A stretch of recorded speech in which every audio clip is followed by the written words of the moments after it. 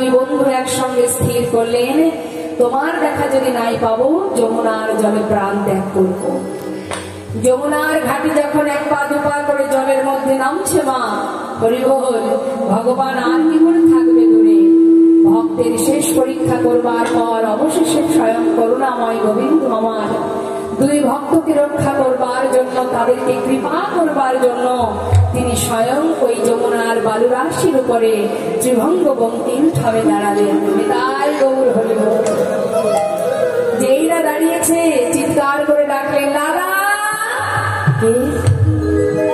একবার পিছন ফিরে চেয়ে দেখো, সঙ্গে সঙ্গে তাকিয়ে দেখছে করুণাময় অনাদি আদি গোবিন্দ।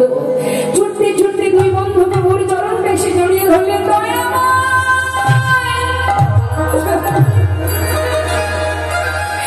আজ আমি ধন্য প্রভু, আজ আমি ধন্য, তোমার দেখা পেলাম।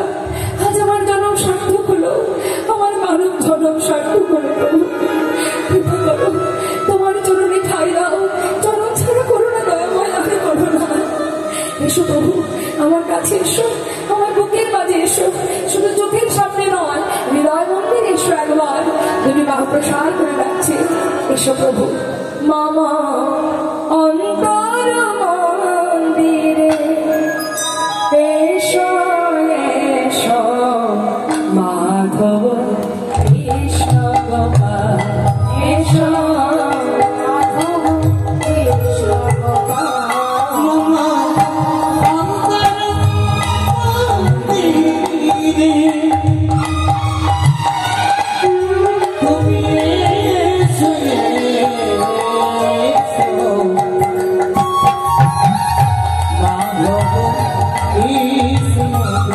It's